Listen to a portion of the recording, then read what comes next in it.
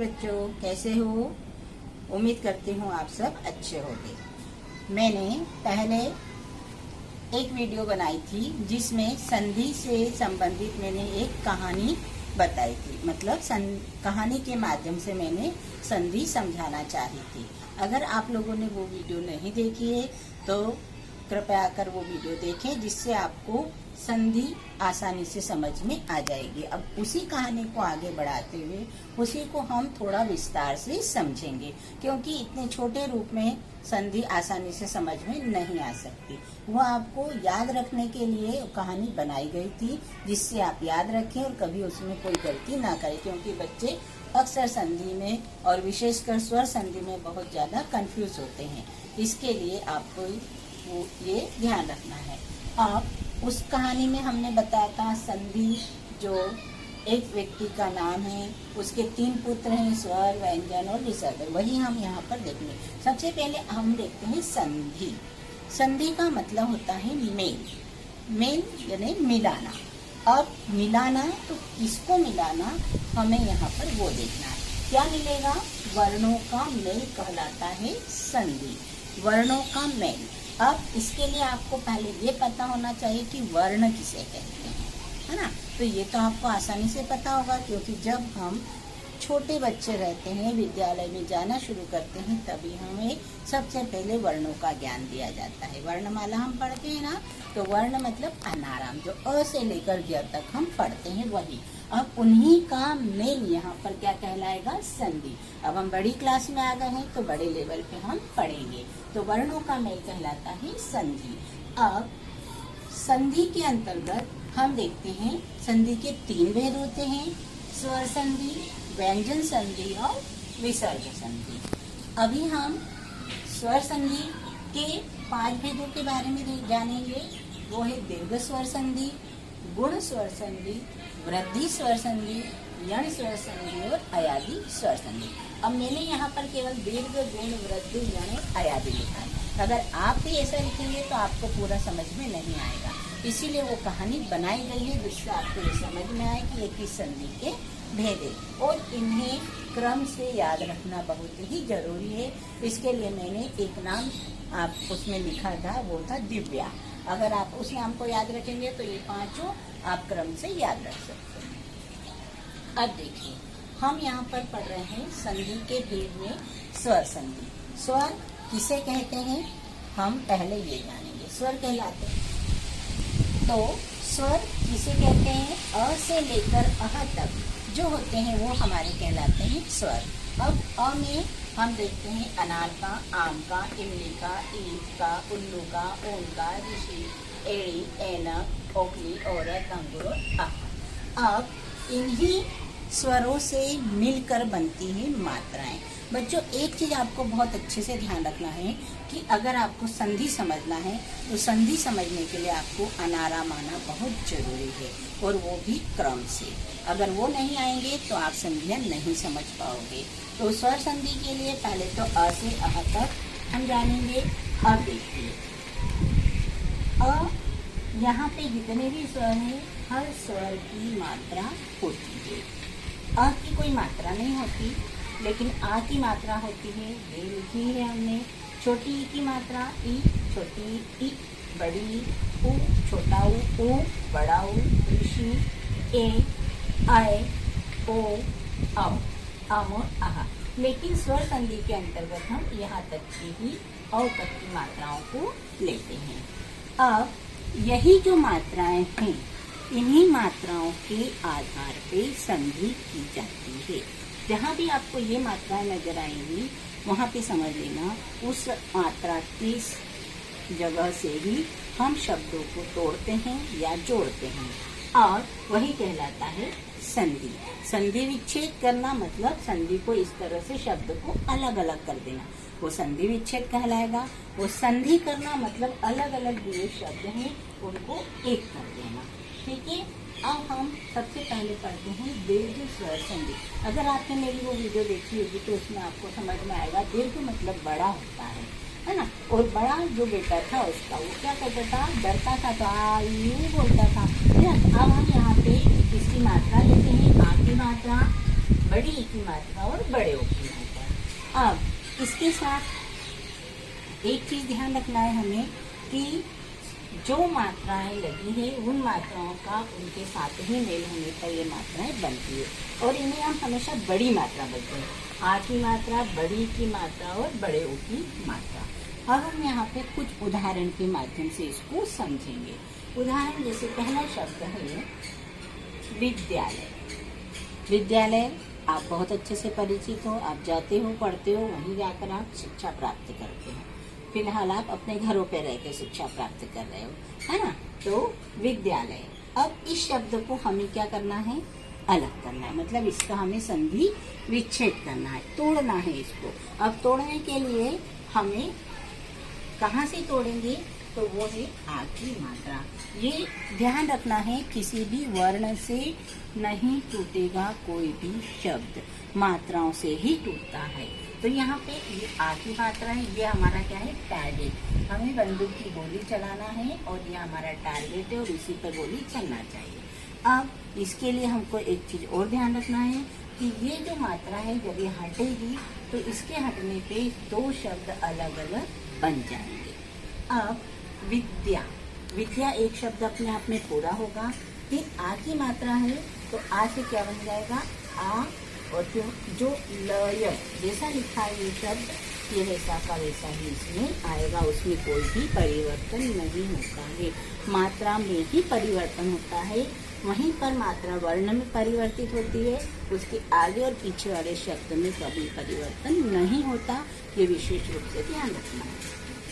तो विद्यालय, हम जब इसका संधि विच्छेद करते हैं तो बनता है विद्या धन आलय, हो गया विद्यालय। इसके बाद हम दूसरा शब्द लेते हैं, वो है वार्तालाप। वार्तालाप, अब ये शब्द को जब हम तोड़ेंगे तो सब देखिए, आ की मात्रा यहाँ भी है, यहाँ भी है, यहाँ भी, तीनों जगह आ की मात्रा लगी। लेकिन ध्यान क्या रखना है कि जहाँ से शब्द पूरा दो भागों में बट रहा है, वहीं से हम शब्द को तोड़ते हैं। बीच में से कहीं भी शब्द तोड़कर आप उसका विच्छेद नहीं कर सकते, ठीक है।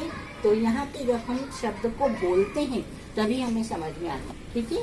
तो वार्तालाप करते हैं, कहाँ पे आप लोग अधिकतर वार्तालाप करते हैं, अपने स्कूल में ना, अपने फ्रेंड से बहुत वार्तालाप करते हैं। जब शिक्षिकाएं आपको चिल्लाती रहती हैं, तो ये है वार्ता, एक शब्द हो गया, लाभ एक शब्द हो गया। लेकिन ये टूटेगा कहाँ से, तो ये शब्द भी यहाँ आ की मात्रा से टूट जाएगा। अब जब आ की मात्रा से टूटेगा तो दीर्घ स्वर संधि की विशेषता होती है, आ के साथ आ ही जुड़ता है, ई के साथ ई और ऊ के साथ ऊ ही आता है। तो ये आ, तो ये आ को हम जब दो भागों में बांटेंगे तो वार्ता, ये ऐसा का ऐसा पूरा आ जाएगा, और लाभ, है ना, तो ये यहाँ ऐसा का ऐसा ही आ जाएगा। अब यहाँ पे और होगा आ लाप, दोनों शब्दों को मिलाएंगे तो बन जाएगा वार्ता प्लस आलाप, वार्तालाप। बाद में अगला शब्द है सीमांत। सीमांत शब्द जब हम देखते हैं तो यहाँ पे भी आ की मात्रा है, यही हमारा टारगेट है, यहीं से हमें इसे तोड़ना है। तो शब्द जब हम बनाते हैं तो अपने आप में पूरा बनता है सीमा और फिर बनता है अंत। तो वैसा का वैसा आपको लिखना है। जब हम सीमा लिखेंगे तो यहाँ आ लिखा और ये अ, तो ये दोनों मिलकर बन जाएगा आ की मात्रा। तो जब हम मिलाएंगे तो बनेगा सीमांत, ठीक है। अब हम अगले शब्द पे चलते हैं, वो है रविंद्र। ये शब्द है, अब हमें इस शब्द का विच्छेद करना है। इसका विच्छेद करने के लिए देखिए, जो रवि शब्द है, रवि और इंद्र शब्द जब हम बोलते हैं तो हमें समझ में आता है, लेकिन रवि में कौन सी मात्रा आएगी, छोटी ई की मात्रा आएगी, और इंद्र हमेशा छोटा ई, ठीक है। तो छोटा ई और छोटा ई मिलकर बन जाता है बड़ा ई। इसके लिए यहाँ पर ये जो मात्रा बनी है, की बनी है बड़ी ई की मात्रा। तो आपको या तो आप ऐसे याद रखो या ऐसे याद रखो। तो रवि और इंद्र, अब ये चीज ध्यान रखना है, हमने मात्रा से ही इसको डिवाइड किया है, यही मात्रा को हमने हटाया है। तो ये मात्रा यहाँ और यहाँ दो रूपों में बटी है। तो जो बाद वाला शब्द होता है उसमें वर्ण के रूप में हमेशा बदलती है और पहले वाले शब्द में वो हमेशा मात्रा में ही बदलती है। तो यहाँ ई की मात्रा में बदलेगी और यहाँ पे ई की मात्रा की जगह पर हम लिखेंगे ई। तो रवि प्लस इंद्र मिलकर बन गया रविंद्र। अगला हमारा शब्द है सतीश। सतीश बहुत सारे बच्चों के नाम होते हैं, आपने सुने होंगे। तो सती और ईश। अब यहाँ पे देखिए, यहाँ आपने क्या देखा था, ये जो बड़ी की मात्रा है छोटी छोटी में बदल गई। ये आप तभी कर सकते हो जब आपको पता हो कि शब्द को किस तरह से सही लिखा जाता है। सतीश में सती, सती शब्द के अंतर्गत बड़ी की मात्रा आएगी और ईश, ईश में बड़ा ई आता है। तो दोनों को मिलाते हैं तो बड़ी ई और बड़ी ई मिलकर भी बनता है बड़ी ई की मात्रा। तो सती धन ईश मिलकर बन गया सतीश। इसके बाद में अगला शब्द हम लेते हैं सुक्ति। सुक्ति, अब यहाँ पे हम इस शब्द को काय से डिवाइड करेंगे। तो इस शब्द को हमें जब इसका विच्छेद करना है तो ये शब्द आएगा ऊ की मात्रा। ये ऊ की मात्रा समय ऊ की मात्रा जब हम लगाते हैं तो पहले ही वर्ण से यहाँ पे इसका हम विच्छेद करेंगे। तो समय छोटे ऊ की मात्रा कर देंगे। बड़े ऊ की जो मात्रा है ये कैसे बढ़ जाएगी, यहाँ पे छोटे ऊ की मात्रा में आएगी और यहाँ पर छोटा ऊ लिखाएगा। तो छोटा ऊ और छोटा ऊ मिलकर क्या बन जाएगा, बड़ा ऊ। तो सु प्लस उक्ति मिलाकर बन जाएगा सुक्ति। ये सुक्ति शब्द आपने संस्कृत में सुना होगा, संस्कृत में सुक्तियां होती है। इसके बाद में अगला हम शब्द देखते हैं लघुर्मी। लघुर्मी, यहाँ पे हमारा टारगेट कौन सी मात्रा होगी, बड़े ऊ की मात्रा। अभी ये ध्यान रखना है, हम जो भी पढ़ रहे हैं ये सारे दीर्घ स्वर संधि के उदाहरण हम देख रहे हैं। इसको याद रखने के लिए आपको ये 3 मात्राएं याद रखना है कि दीर्घ में कौन सी मात्रा आती है, आ की, बड़ी ई की और बड़े ऊ की। जहाँ भी ये मात्रा आती है वो शब्द को आप डिवाइड करते हैं तो आप आराम से लिख सकते हो कि वो दीर्घ स्वर संधि है। ये बार बार मैं आपको इसलिए बता रही हूँ ताकि आपको ये चीज याद रहे। अब देखिए लघुर्मी में लघु ऊ में बड़े ऊ की मात्रा है। जब हम इस शब्द को 2 भागों में बांटते हैं, मतलब जब हम इसका संधि विच्छेद करते हैं तो क्या होगा, लघु और उर्मी। अब यहाँ पे ये छोटे ऊ और ये छोटा ऊ है ना। हमने अभी आपको बताया था कि पहले वाले शब्द में मात्रा में और दूसरे वाले शब्द में वर्ण में हमेशा वो मात्रा बदलती है। तो लघु प्लस उर्मी से क्या बना, लघुर्मी। अब अगला शब्द है हमारा भुर्जा। भुर्जा में भू में हमेशा बड़े ऊ की मात्रा आती है और ऊर्जा जब हम लिखते हैं तो छोटा ऊ लिखते हैं। तो बड़ा ऊ और छोटा ऊ, मतलब हमारा टारगेट ये बड़े ऊ की मात्रा है और यहीं से हमने शब्द को डिवाइड करा है, मतलब इसका विच्छेद किया है। तो भू धन ऊर्जा मिलाकर बना भुर्जा। आपको ये बहुत अच्छे से और बार बार ध्यान में रखना है, अपने दिमाग में रखना है कि मात्रा से ही वर्ण विच्छेद होता है, संधि का विच्छेद होता है और मात्रा ही दोनों तरफ बदलती है और एक तरफ मात्रा में दूसरी तरफ वर्ण में बदलती है। इसके बाद हम स्वर संधि का दूसरा भेद देखेंगे जो है गुण स्वर संधि। गुण स्वर संधि अगर आपने मेरी पहली वीडियो देखी होगी तो आराम से आप बता सकते हैं कि गुण नामक जो बच्चा था उसकी क्या विशेषता थी, वो ए ओ करता रहता था, है ना। तो अब देखिए ए और ओ, ए और ओ की मात्रा और र की रफा, या हम इसको यहाँ पर इस तरह से भी लिख सकते हैं। अगर मात्रा ना लिखे तो हम यहाँ इसे अर के रूप में भी लिख सकते हैं, ठीक है। अब देखिए यहाँ ए और ओ की मात्रा कैसे बनेगी, आपको ये जानना बहुत जरूरी है। अभी तो हमने ये 3 मात्राएं देखी थी, तो इन 3 मात्राओं के लिए मैं आपको एक बार और बता दूं, इसको इससे मिलाया था, इसको इससे मिला दिया था और इसको इससे मिला दिया था, तो दीर्घ स्वर संधि बन गई थी। लेकिन अब हम गुण स्वर संधि पढ़ेंगे और ये हमेशा मात्राएं क्रम से ही ऐसी की ऐसी ही हम पूरी पाठी स्वर संधि में पढ़ते हैं। तो आ ई उ की मात्रा हो गई। अब हमारा बचा ऋषि ए ऐ ओ औ। अब इसमें हमको क्या देखना है, छोटा वर्ण कौन सा है। तो ऋषि ए और ओ ये छोटे हैं और आए और औ बड़े होते हैं। इसके लिए अब गुण स्वर संधि के अंदर ए ओ और अ को हम पढ़ेंगे। ये बनते किन मात्राओं से, क्योंकि हमने देखा कि हमें विच्छेद करना होता है तो हमें दो वर्ण चाहिए होते हैं। तो इसे बनाने के लिए अ या आ, मतलब ये दोनों वर्ण के बाद में ई उ या ऋषि आता है तो बनता है क्रमशः क्या बन जाता है, ए ओ और अर।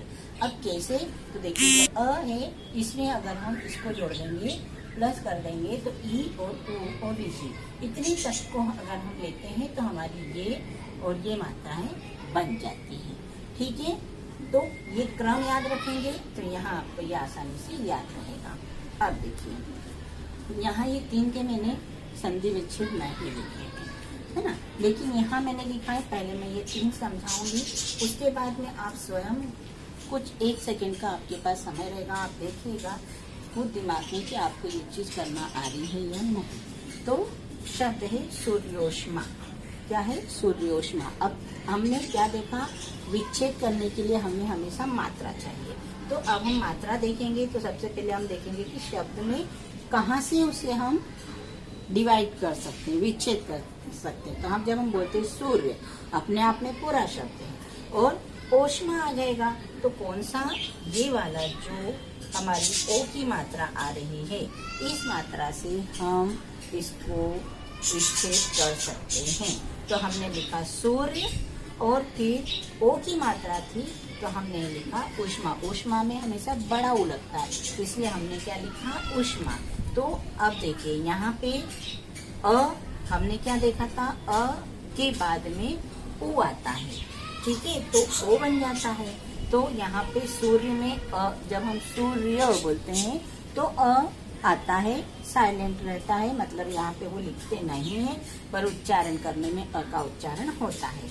और फिर हम बोल रहे हैं उ, तो अ और उ मिलाकर बनता है ओ, ठीक है। तो यहाँ ये ओ शब्द है, तो सूर्योष्मा, सूर्य प्लस ऊष्मा मिलकर बना सूर्योष्मा। अगला शब्द है लंबोदर। अब यहाँ पे भी ओ की मात्रा है ना, हम जब हम बोलते हैं तो समझ में आता है लंबा, ठीक है।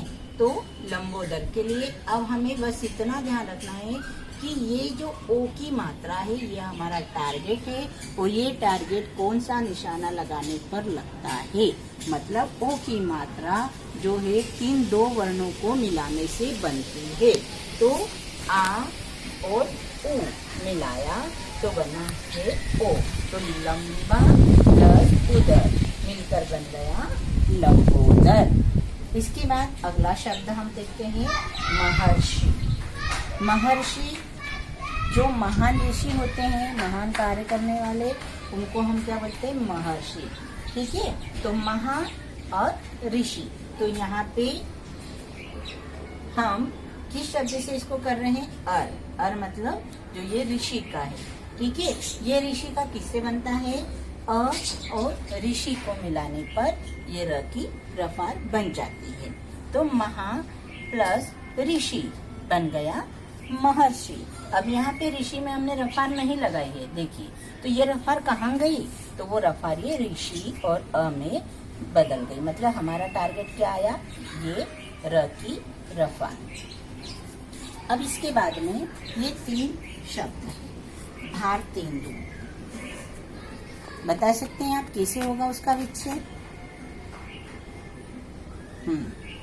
देखिए, अब आपने अगर सोच लिया है कि किस तरह से होगा तो मैं लिखती हूँ, वो देखिएगा ये सही है या गलत, आपने जो सोचा है वो सही है या गलत। अब देखिए, सबसे पहले तो हमें अपना टारगेट करना है। टारगेट है हमारा ए की मात्रा।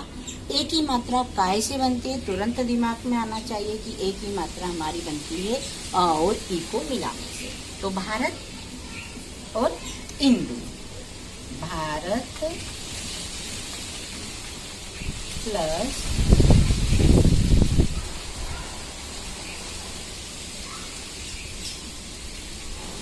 इंदु तो बनेगा भारतेंदु। एक चीज ध्यान रखना है आपको, जो मैंने यहाँ भी बताई थी, अभी फिर आपको पुनः बता रही हूँ कि जिस मात्रा से हम वर्ण का विच्छेद करते हैं वही केवल बदलता है, इसके पहले इसके बाद वाले शब्द नहीं बदलते।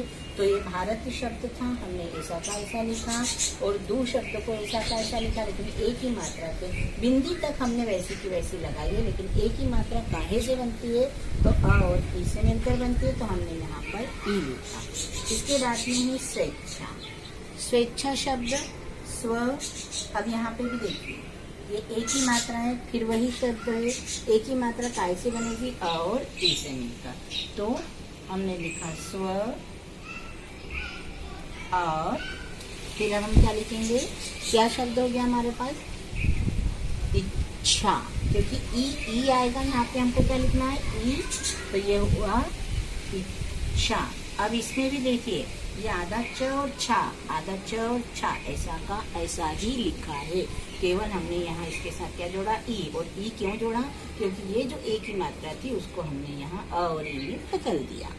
फिर है महेंद्र। महेंद्र शब्द, फिर वही चीज आ गई, एक ही मात्रा, कैसे बदलेंगे, तो आएगा महा और इंद्र।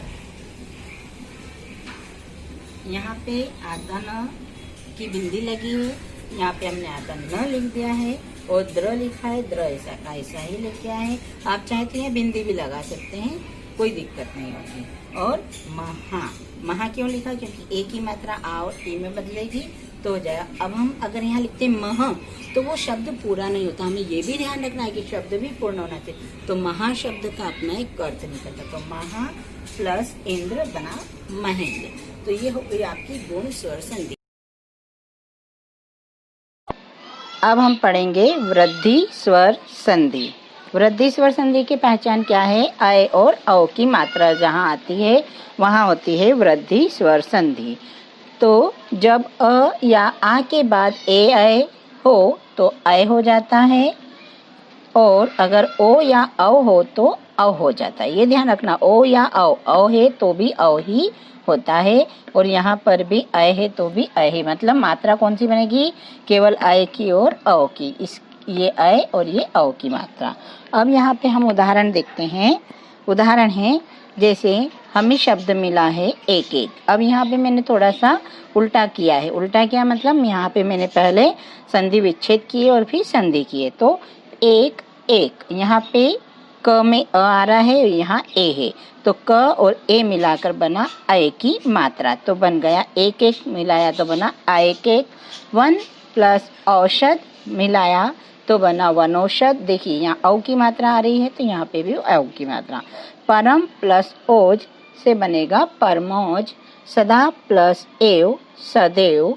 दंत प्लस ओष्ठ दंतोष्ठ, और महा प्लस ओजस्वी महोजस्वी। अब ये तो आपको समझ में आ गया होगा किस तरह से विच्छेद करना है। अगली संधि हम देखते हैं यण स्वर संधि। इसकी पहचान क्या है कि ये य और व बनता। अब यहाँ आपको ये ध्यान रखना है, 3 संधियों में हमने मात्राएं देखी, लेकिन चौथी संधि में मात्रा कोई सी भी नहीं आ रही है, क्योंकि औ की मात्रा के बाद वैसे भी मात्राएं खत्म हो जाती है। तो यहाँ पे वर्ण बनता है य और व। अब य और व वर्ण किन से मिलकर बनता है, तो वो है ई, बड़ी ई, छोटा ऊ, बड़ा ऊ, या ऋषि के बाद कोई भी भिन्न स्वर आए, मतलब ई के बाद कोई भी अलग शब्द स्वर आ जाए, ऊ के बाद आ जाए, या ऋषि के बाद कोई भी भिन्न स्वर आता है, तो ये बनता है य और व।